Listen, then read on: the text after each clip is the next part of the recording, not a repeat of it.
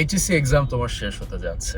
এখন তোমার লাইফের অনেক বড় একটা অপরচুনিটি আসবে যে নেক্সট 10 ইয়ার্স এর মধ্যে তুমি যদি তোমার লাইফ চেঞ্জ করে ফেলতে চাও, would you stay in Bangladesh and wait for probably 6 or 7 years to get to your dream job, right? And only be able to make 15K or 20K per month? Or would you move abroad, study abroad, and get your dream job after graduation and make more? কোনটা তোমার করা উচিত? এটা কিন্তু বিশাল বড় একটা decision. I am pretty sure যারা HSC graduates তারা কিন্তু এই ডিলেমাতে ভুগে যাচ্ছে আমরা এখন কি করা উচিত। সো আজকে আমি একটা ডিসকাশন করব, এখানে কোনো রাইট অর রং থাকবে না। অ্যান্ড ইটস ফানি যে তোমরা পুরো ভিডিওটা হয়তো শোনার পরে তোমরা যে ডিসিশনটা নিবা it might be interesting and you probably gonna laugh. তো আমরা তিনজন এখানে আছি, পিছিয়ে আমাদের কানেক্টেড একাডেমির হেড অফ আইএলস আছে।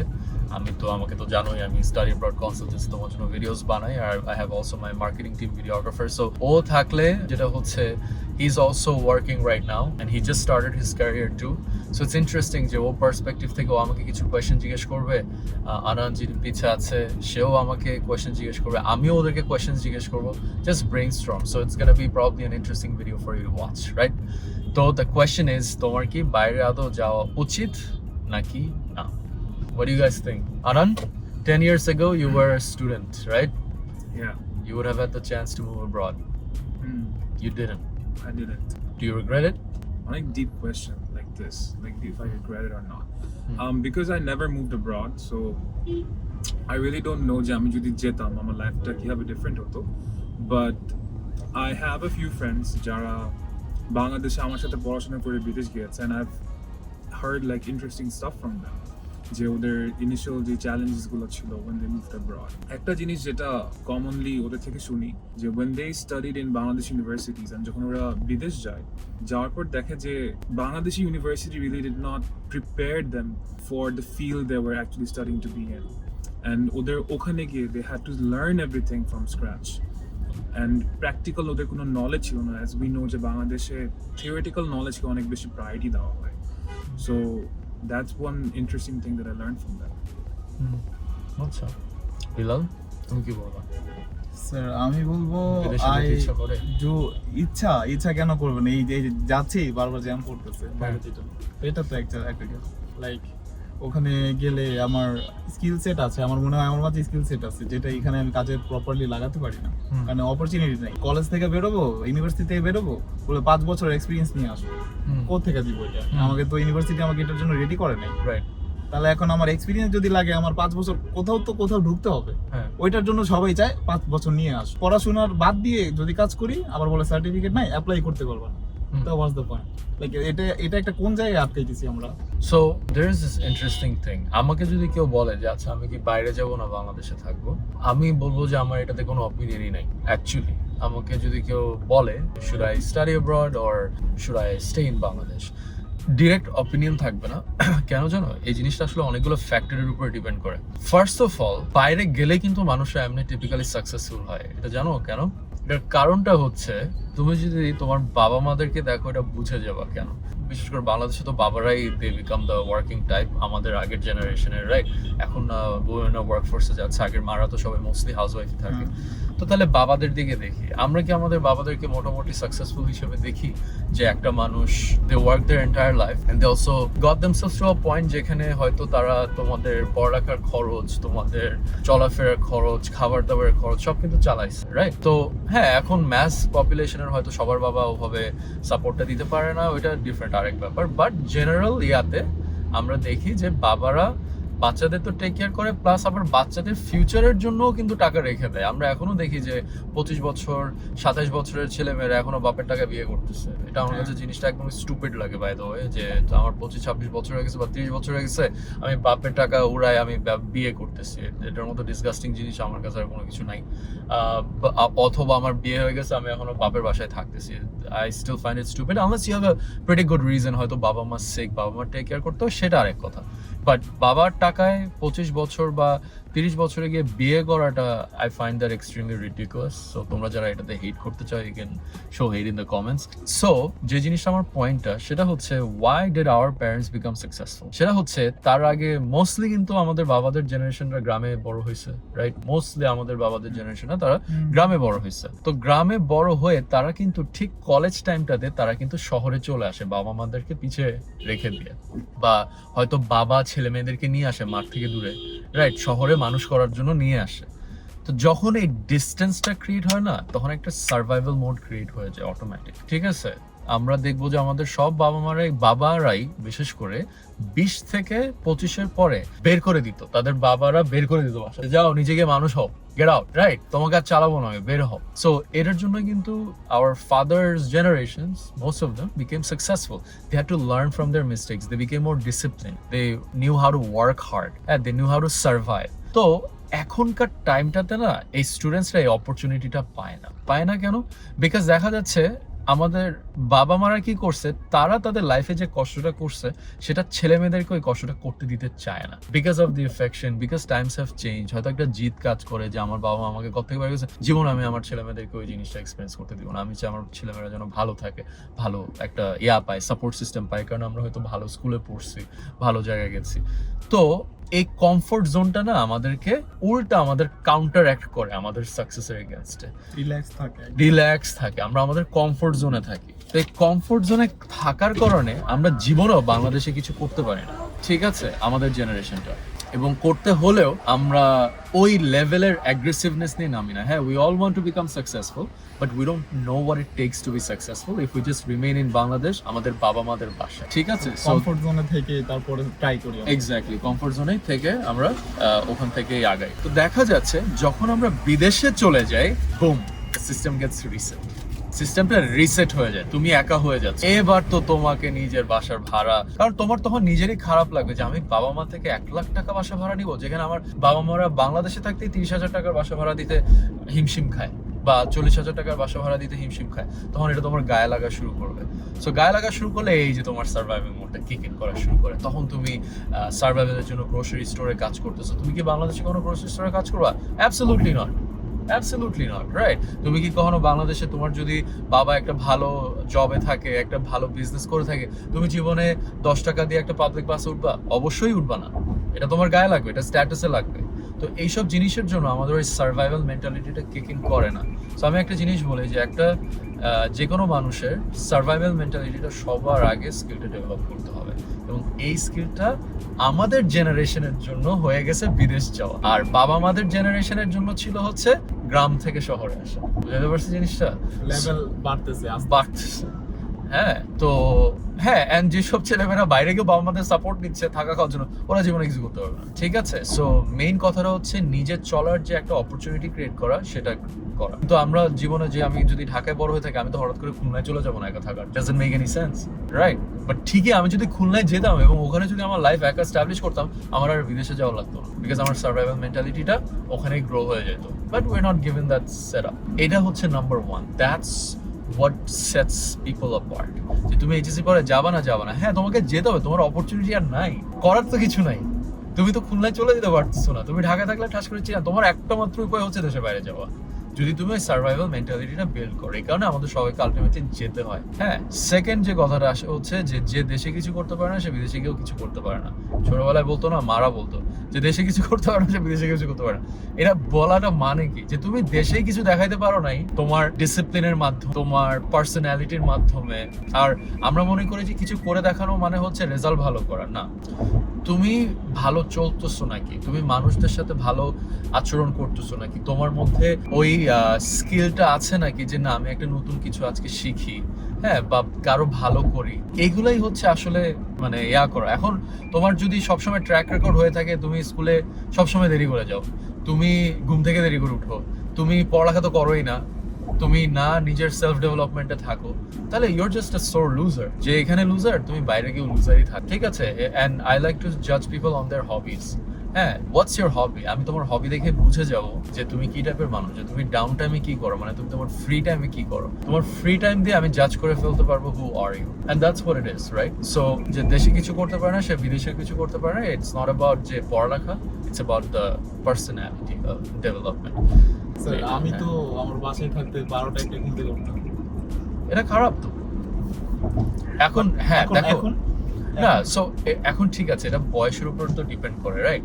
তুমি যদি এই কলেজ শেষ হয়ে গেছে, তুমি জানো যে এই টাইমটা এখন তোমার, ইদার তুমি ব্যাচেলর করো, তোমার ব্যাচেলর শেষ হয়েছে, তোমার এখন চাকরিতে ঢুকতে হবে, অবভিয়াসলি তোমাকে বাই দেন ডিসিপ্লিন হতে হবে। হ্যাঁ, তো তোমাকে বাই মানে এখন তুমি জানো যে তোমাকে ঘুম থেকে তাড়াতাড়ি উঠতে হবে, কিন্তু তাও তুমি উঠতেছো না, তখন এটা খারাপ। ঠিক আছে, স্কুল ক্লাস 9-10-এ থাকতে আমি দেরি করে উঠলে তো দুনিয়া তো উল্টা যাবে না, হ্যাঁ, তখন কোনো কাজ নেই, আমার তো আমি আর free আছি। রেসপন্সিবিলিটি নাই। কিন্তু আমি যদি আমার পড়ালেখাটা ঠিক মতো রাখি, ওকে ঠিক আছে, I am good.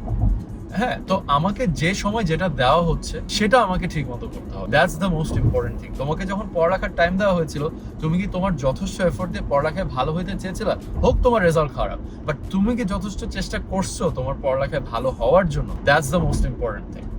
Efforts matter.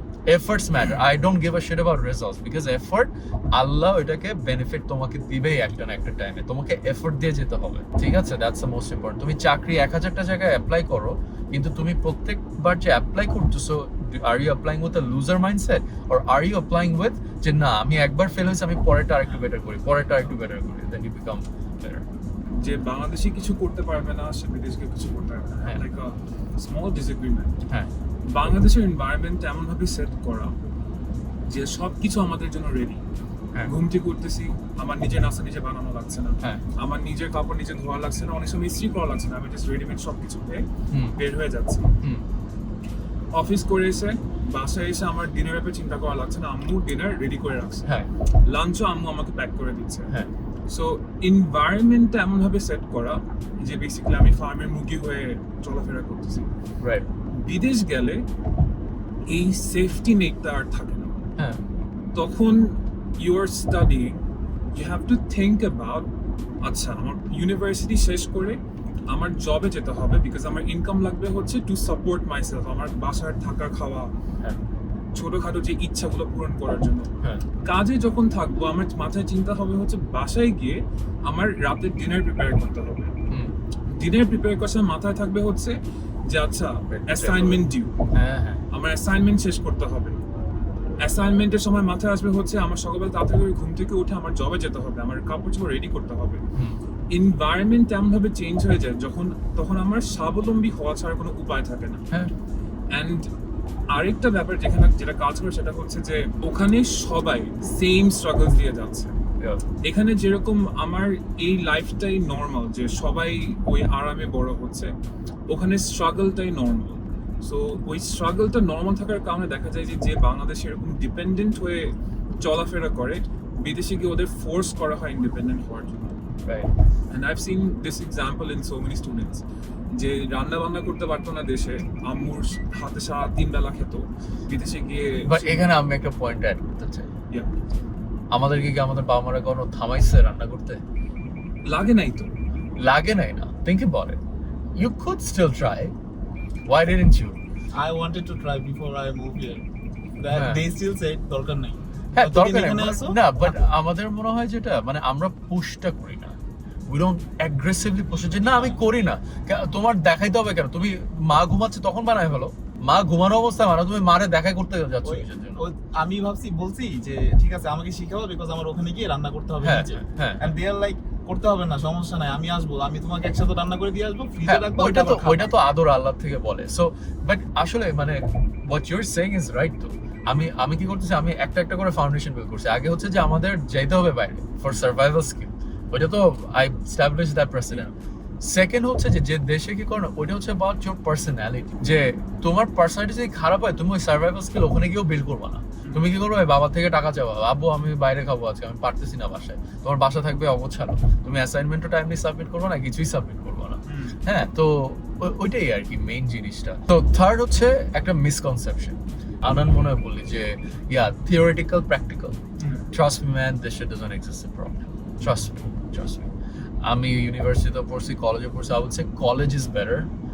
Polytechnic কলেজগুলো থাকে যেগুলো ওরা হ্যান্ডস অন শিখায়, বাট ট্রাস্ট মি মেবি একটু বেটার। ইটস লাইক যেরকম এতদিন কি ইয়াতে ইউএসএ তে রেস্টুরেন্ট ছিল বা ইউরোপের যে রেস্টুরেন্টস গুলো এখন আস্তে আস্তে বাংলাদেশে আসতেছে, রাইট? ওরা কি একটু বেটার ফুড ওয়াইজ, এমন তো না যে আকাশ পাতাল, ওই একটু। And it's about time, right? মানে এতদিন যেরকম আমেরিকাতে উবার ছিল, আমাদের এখানে উবার ইটস, ওখানে ইটস ছিল, উবার ইটস ছিল, আমাদের এখানে ফুড পান্ডা। হ্যাঁ, উবার ইটস এর অ্যাপটা একটু সুন্দর, বাংলাদেশে ফুড পান্ডার অ্যাপটা একটু ওটার থেকে কম, এইটাই, আর কিচ্ছু না, ঠিক আছে? It's just the makeup. হ্যাঁ, it's not internally upside down কিছু না। হ্যাঁ, so I would say this whole dilemma of যে না আমার ওখানে প্র্যাকটিক্যালের জন্য আমার ওখানে মনে হয় জব বেশি, বা এই যে তুমি যেটা বললা যে স্যার আমার তো এক্সপিরিয়েন্স এখানে সবাই চাচ্ছে, কে আমাকে নিবে? ট্রাস্ট মি, তোমাকে ওখানে গিয়েও সেম জিনিসই করতে হবে, সেম জিনিস। কিন্তু আসলে ওখানে গেলে কি হবে, তুমি যখন ট্রাই করতে থাকবা তোমার উপায় থাকবে না, তোমার বাসায় এসে শেয়ার করার কেউ নাই, যারে আমি এরকম চাকরি অ্যাপ্লাই করতেছি পারতেছি না, তোমার বাবা থাকবে না বলতে, যারে বাবা আরো একটা মাস ট্রাই করো, আমি তো আছি, তোমাকে চালাই নিয়ে যাবো। তো ওখানে থাকলে তোমার হচ্ছে ভাই আমি তো কালকে চলতে পারবো না, তোমার যে হাঙ্গারটা থাকবে তুমি ওইটা দিয়েই চাকরি পেয়ে যাবা, বুঝছো জিনিসটা? সো তোমার যে এফোর্টটা যাবে ওটা 10x এফোর্ট থাকবে।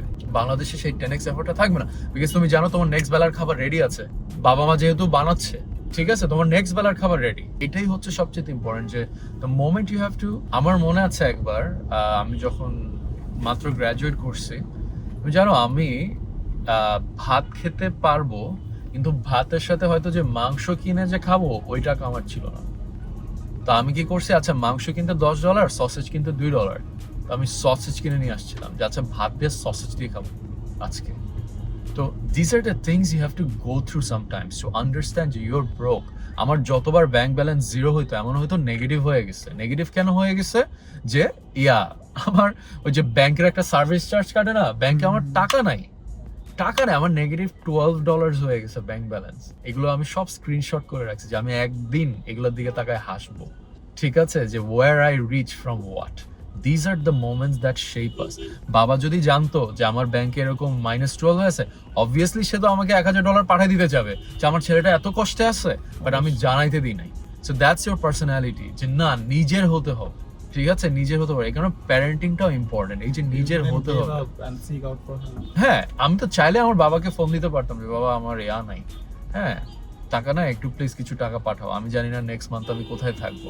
আমার মনে আছে আমি আমার একটা নিউ ইয়ার্স ইভে আমি একটা বাস স্টপে ঘুমাই গেছিলাম, বিকজ টাকা ছিল না হোটেলে থাকার, ঠিক আছে? সো এরকম, so you have to go through this moments. যেদিন আমি ওই জিনিসটা করছিলাম সেটা আমি বলছি আমার এমন টাকা হবে যেন জীবনে আর হোটেল ভাড়া করতে যে টাকাটা দিতে হয় এটাতে যেন কৃপণতা না থাকে, ঠিক আছে? ওই লেভেলটা আমি রিচ করবো। যখন আমি খাবার খেতাম বা এরকম এক্স গার্লফ্রেন্ড ছিল ওদেরকে ডেটে দিতে পারতাম না, টাকা দিতে পারতাম না, তখন জিদ আসতো যে যেন খাবার নিয়ে যেন কখনো আমার মেনুতে প্রাইস দেখতে না হয়, ঠিক আছে? গার্লফ্রেন্ডের কথা যে বলতেছেন স্যার, কোশ্চেন আসবে সব যে গার্লফ্রেন্ড কয়টা ছিল স্যার? আমি ওদেরকে ম্যাকডোনাল্ডস এ ডেট নিয়ে যেতাম, গার্লফ্রেন্ড কয়টা ছিল না, তো এটাই জানতে চাই। হ্যাঁ, তো এই জিদের যে ইয়াগুলা, জিদ, ঠিক আছে, যে কি বলে ভিলেন আর্ক বলে না এগুলাকে? হ্যাঁ, you need those arc in your stories, যে লো পয়েন্ট হিট করতে হবে, লো পয়েন্ট হিট করলেই তখন তোমার জিদ আসবে। যারা সাকসেসফুল হয় ওরা জিদ থেকে হয়, কেউ কমফোর্ট জোন থেকে কেউ কখনো সাকসেসফুল হয় না। সো এই তিনটেই হচ্ছে তোমার বেসিক প্রিন্সিপাল। হ্যাঁ, সো বিদেশ কি যাওয়া উচিত? হ্যাঁ, just to build in that survival skill. তারপর তুমি বাংলাদেশে আসো, তুমি দেখবো যে তোমার 20 জন থেকে তুমি ভালো করতেছো, কেন? ওই যে তোমার সার্ভাইভাল স্কিলটা তোমার মধ্যে ঢুকে গেছে। ওই 20 জন এখনো বাবা মার খাচ্ছে বা বাবা মার সাথে থাকতেছে, ওরা বুঝতেছে না বাসার যে হাউস অ্যাসিস্ট্যান্ট থাকে তাদের যে একটা পেমেন্ট করতে হয়, তোমার বাসার সার্ভিস চার্জ দিতে হবে, হঠাৎ করে তোমার ইলেকট্রিসিটি বিল হয়ে যায় আমার যেটা গত মাসে হয়েছে 22,000 টাকা, তোমাকে এগুলো কভার করতে হবে। তোমার এইসব স্কিলস, এইসব ভয়গুলো মনের মধ্যে আনতে হবে, যেভাবে আমাকে তো চলতে হবে। খালি নিজের টাকা একটু আর্ন করলা, তাপ করে গিয়ে থাইল্যান্ড ঘুরে আসলা, দ্যাটস নট লাইফ, ঠিক আছে? ইমার্জেন্সি পরে কিছু নাই তো, ইমার্জেন্সি হয়ে গেল, like they have people, they have backup. Exactly, emergency, হ্যাঁ। সো এটাই হচ্ছে মেইন ডিফারেন্স। এই কারণে আমরা দেখি যে যারা বাইরে থেকে পড়াশোনা করে আসে তারা বাংলাদেশের থেকে বেটার করে, বিকজ ওদের সার্ভাইভাল স্কিল আছে। সেকেন্ড, ওদের সবসময় ওই স্কিলটাই ছিল টু মানে develop themselves, that's why they are successful. আর যাদের এটা নাই তারাই ওই যে বাইরে গিয়ে বলে ভাই এখানে job crisis. Trust me, connected এডুকেশনের যত স্টুডেন্টস বাইরে গেছে, almost 80 to 90% of them, everybody is working and everybody bought cars in just a year and a half. and they're all also managing their tuition fees, right? Just because হ্যাঁ maybe আমার ছোট একটা perspective পেয়েছে যে কাজ করে বা একটু স্মার্ট থিঙ্কিং করলে you can make a lot of money. হ্যাঁ, সো এই জিনিসগুলাই হচ্ছে আসল, চোখ কান খোলা রাখা, getting out of your comfort zone. And lastly third point আমি কি বলছিলাম যে there is actually no difference. তুমি যদি বাইরে নাও যেতে পারো, তুমি যদি ফার্স্ট দুইটা স্কিল ডেভেলপ করে ফেলতে পারো, তুমি বাংলাদেশেও ভালো করবে। সার্ভাইভাল স্কিলের জন্য তোমার স্কিল গ্রো হতে থাকবে, আর তোমার পার্সোনালিটির জন্য তুমি ডিসিপ্লিনে থাকবে। So that's my 2 cents। বিদেশে যেতে হবে আলটিমেটলি, যদি তুমি ওই সেট আপটা না পাও, আর বাকি দুইটা যদি মেনটেন করো, trust me you gonna do wonders. But হ্যাঁ, একটা জিনিস লাস্ট ফোর্থ পয়েন্ট অ্যাড করব, জি বাংলাদেশে there is a cultural barrier, there is a social barrier of entry। Reference অনেক মানুষ চলে, বাট রেফারেন্সটাকে যদি তুমি আসলে দেখো ইজ জাস্ট নেটওয়ার্কিং। হ্যাঁ, তো এখন কি করবা, তোমাকে আল্লাহ দেয় নাই তো শাহরুখ খানের কি নেটওয়ার্ক ছিল, but he still king of Bollywood, right? তো sometimes if you're not blessed with that network, you create it। ঠিক আছে, একটু টাইম বেশি লাগবে, but then you can proudly say that you own it, just the same way Shah Rukh Khan bolte pare he rules Bollywood, right? Because he created it for himself, nobody did it, ei karone she sobcheye beshi peyeche। So that's the way you gotta live life, see everything in a positive angle। বাংলাদেশে barrier হয়েছে তো কি হয়েছে, কি মানুষরা successful এখানে হচ্ছে না। হাজার হাজার গার্মেন্টসের লোক আছে যারা গ্রাম থেকে লিটারালি উঠে তারা হাজার কোটি টাকার বিজনেস ডেভেলপ করছে। অ্যান্ড প্রত্যেকটা সাকসেসফুল বাংলাদেশের মানুষকে তুমি যদি দেখো, তারা আসলেও পড়ালেখা কম। হ্যাঁ, সো এটাই আর কি। তাহলে what's stopping you from reaching your true potential? Nothing, there is no barrier, right? So I hope this video motivates you a little bit. Don't stop dreaming, chase your dreams, but most importantly, put in the work, and everything that you see possible might even happen for you. Amar ektai motto thake, be all that you imagined you could be. ঠিক আছে guys, thank you so much for watching the video. I'll see you in the next one. Take care.